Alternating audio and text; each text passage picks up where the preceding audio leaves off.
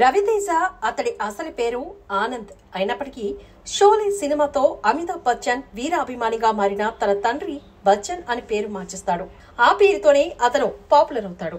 అయితే ఒక IT ride తర్వాత అనూహ్య పరిణామాల మధ్య అతను సస్పెండ్ అవుతాడు.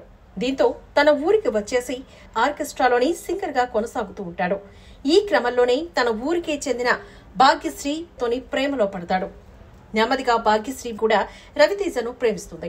వీరిద్దరి పెళ్లికి రంగం సిద్ధమవుతున్న తరుణంలో రవితేజ మీద సస్పెన్షన్ ఎత్తేసిన ప్రభుత్వం అతన్ని జగపతి బాబు అనే పవర్ఫుల్ పొలిటీషియన్ ఇంటి మీదకి ఐటీ రైడ్ కు పంపిస్తుంది. అప్పటికే జగపతి బాబు తమ్ముడితో వైరం పెట్టుకున్న రవితేజ రైడ్ కు వెళ్లాక అనేక ఇబ్బందులు ఎదురవుతాయి. వాటన్నిటినీ అతను ఎలా అధిగమించాడు, మరోవైపు భాగ్యశ్రీతో తన పెళ్లి జరిగిందా లేదా అన్నది మిగతా కథ. సినిమా అయితే అంత బాగాలేదు సార్, పర్వాలేదు, కూర్చోగలం కానీ చూడడానికి అయితే ఆయనది బాగుంది. జగపతి బాబు గారు అయితే చాలా బాగుంది.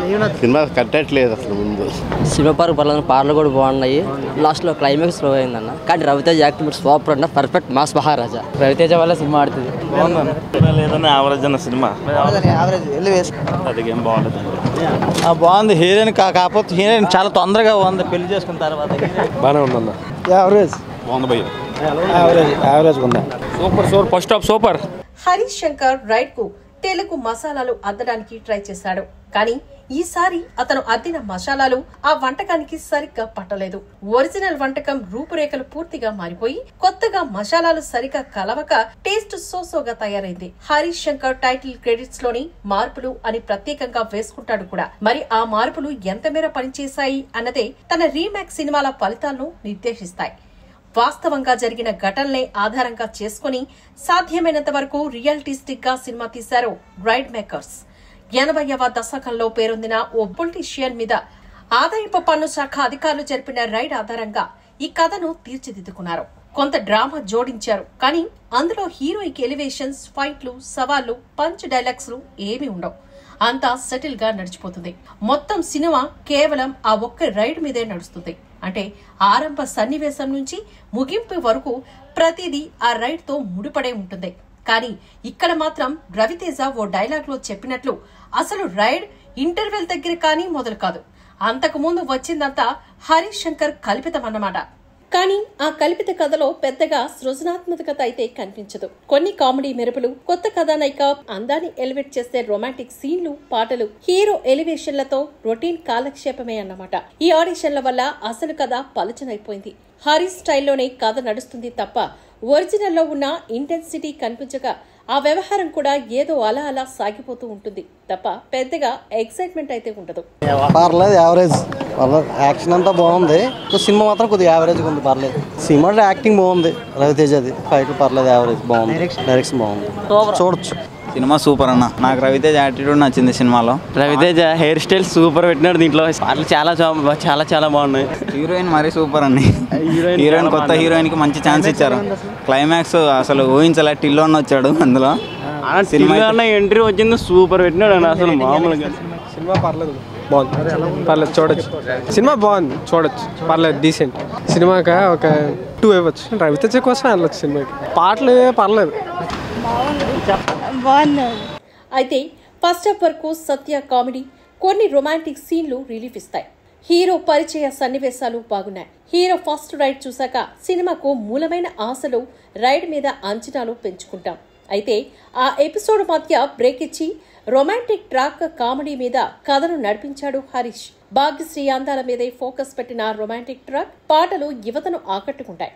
సత్య కామెడీ కూడా టైం పాస్ చేస్తుంది, కానీ కామెడీ డోస్ ఇంకొంచెం పెంచాల్సింది అని అనిపిస్తుంది. మధ్యలో వచ్చే హీరో ఎలివేషన్ సీన్ కూడా బాగానే పండింది. విలన్ తో హీరో ఫేస్ షాప్ కి దారితీసే రైడ్ దగ్గర ఇంటర్వెల్ బ్యాంక్ వేయడం కూడా బాగుంది. కానీ ద్వితీయార్థం మాత్రం అంచనాలకు తగ్గట్లు సాగదు. రవితేజ ఇమేజ్ కు తగ్గట్టుగా హీరో పాత్రను తీర్చిదిద్దిన విధానం, ఎలివేషన్ సీన్లు ఓకే అనిపిస్తాయి. కానీ రైడ్ తాలూకు ఉత్కంఠత మాత్రం మిస్ అయింది. తర్వాత ఏం జరుగుతుందనే క్యూరియాసిటీ లేకుండా ద్వితీయార్థం బోరింగ్ గా తయారైంది. హీరోకు ఎదిరే లేదన్నట్లు చూపించడం, విలన్ నుంచి పెద్దగా ఛాలెంజే లేకపోవడంతో సినిమా ఏకపక్షంగా మారిపోయింది. సందర్భానుసారంగా పాటలు రావాలే కానీ ఇందులో పాటల కోసం సందర్భాలు సృష్టించిన దర్శకుడు వాటిని పెద్ద స్పీడ్ బ్రేకర్లా మార్చేశాడు. ముఖ్యంగా ఒరిజినల్లో ఇంటెన్సివ్ గా అనిపించే రైడ్ తాలూకు ఎపిసోడ్ ఇక్కడ చాలా సాధారణంగా తయారవడానికి ఈ బ్రేక్లే కారణం. సీరియస్ గా రైడ్ చేస్తున్న హీరో మధ్యలో పాటల కోసం బ్రేక్ తీసుకుని వెళ్లి రావడం చిరాకు పెట్టిస్తుంది. ఒక దశ దాటాక ఇంకెప్పుడు ముగిస్తారనే ఫ్రస్ట్రేషన్ ప్రేక్షకులు మొదలవుతుంది. పతాక సన్నివేశాలు కూడా మామూలుగా అనిపిస్తాయి. అంతకంటే ముందు సిద్ధు జొన్నలగంట క్యామియోతో కొంత హుషారు పుట్టించాడు, కానీ సినిమాను మాత్రం పైకి లేపలేకపోయాడు. మొత్తంగా చూస్తే రైడ్ ను మన ప్రేక్షకుల అభిరుచికి తగ్గట్లు చేసిన మార్పులు చేర్పులు జస్ట్ ఓకే అనిపించిన ఒరిజినల్లో ఉన్న ఆత్మ మిస్ అవడం వల్ల మిస్టర్ బచ్చన్ జస్ట్ ఓకే సినిమాగా తయారైంది.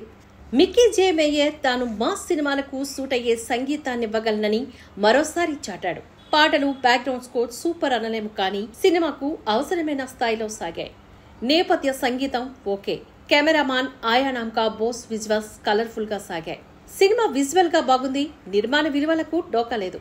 ఇక దర్శకుడు హరీష్ శంకర్ విషయానికొస్తే రీమేక్ సినిమాలను మన నేటివిటీకి తగ్గట్లుగా మలచడంలో తన నైపుణ్యాన్ని అతను మరోసారి చూపించాడు. మార్పులు చేర్పుల్లో తన కృషి తెర మీద కనిపిస్తుంది.